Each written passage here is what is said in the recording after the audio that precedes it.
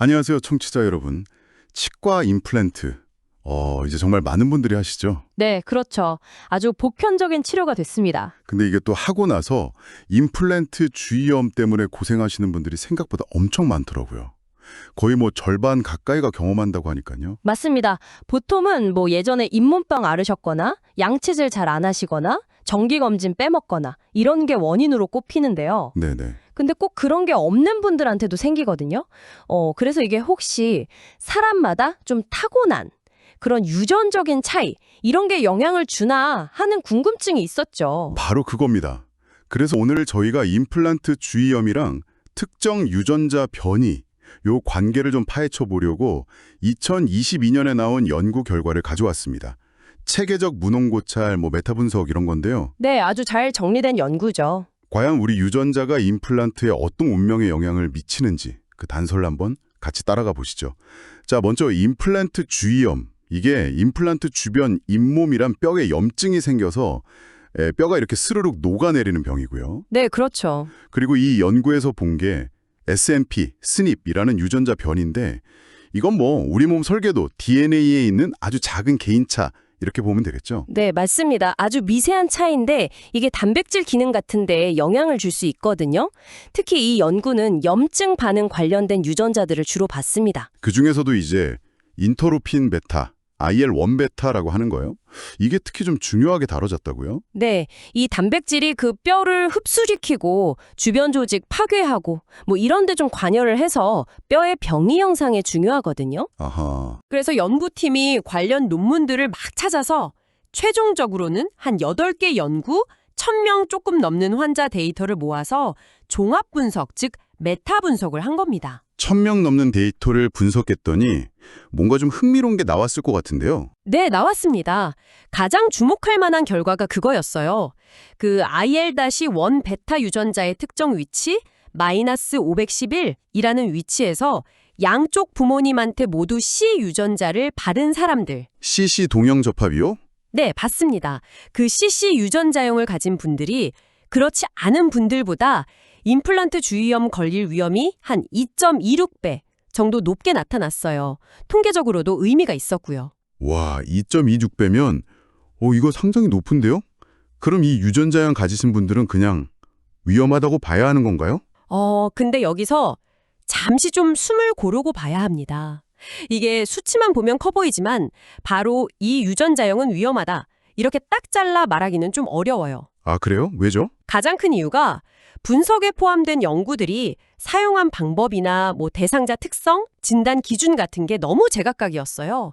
이걸 이제 이질성이 높자고 하는데요. 아, 연구마다 기준이 달랐다. 네, 특히 이 IL-1 베타 마이너스 511 CC 유전자형 관련해서 중요했던 연구들이 주로 일본 연구들이었는데 그때 아마 사용했을 그 진단 기준이 지금 기준보다는 훨씬 좀 느슨했을 가능성이 있어요. 느슨했다고요?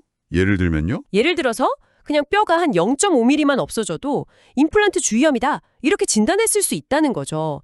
지금은 훨씬 엄격하거든요.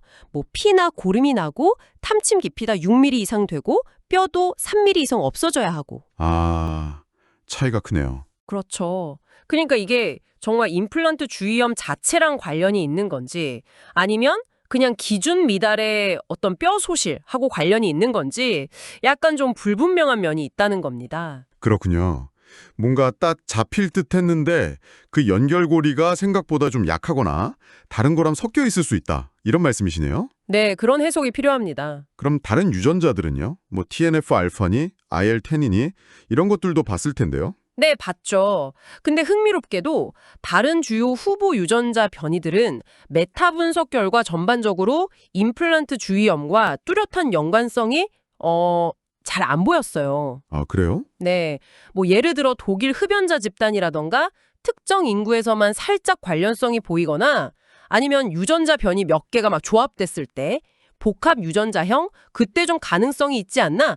이 정도였지 일관성 있는 강한 증거는 아니었습니다.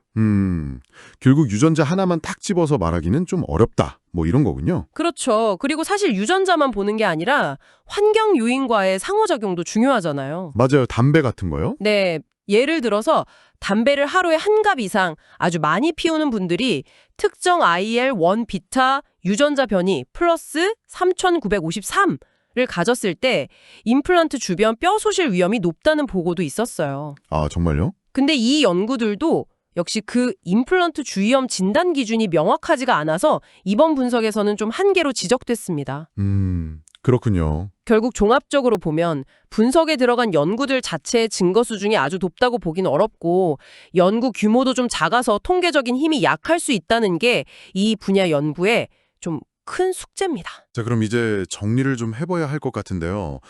이 연구 결과를 통해서 청취자분들이 딱 가져가셔야 할 핵심 메시지는 뭘까요? 네, 현재까지 나온 연구들을 이렇게 다 모아서 봤을 때 특정 유전자 변이 하나 때문에 임플란트 주위험 위험이 확 올라간다라고 말하기는 아직 어렵다. 이게 핵심입니다. 어렵다. 네, 그 IL-511CC 유전자형처럼 뭔가 좀 가능성을 보여주는 단서는 있었지만 아직은 그저 가능성 수준이고 좀 더 잘 설계된 대규모 연구가 필요하다는 거죠. 네.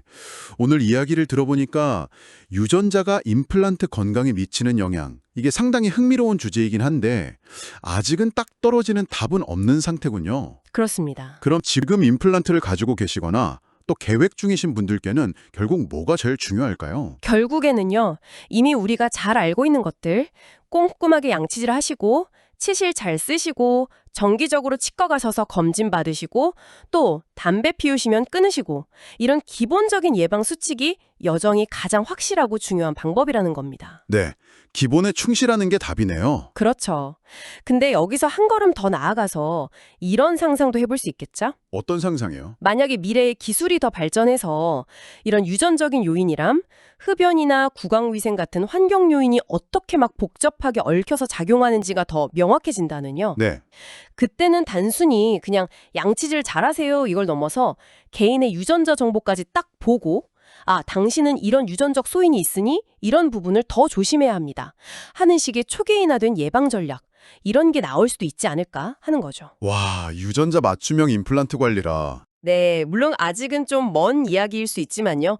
그럼 미래를 한번 생각해보는 건 꽤 흥미로운 지점인 것 같습니다. 네, 정말 흥미로운 상상이네요. 오늘 저희가 준비한 이야기는 여기까지입니다. 다음 시간에 더 유익하고 재미있는 내용으로 찾아뵙겠습니다. 감사합니다. 감사합니다.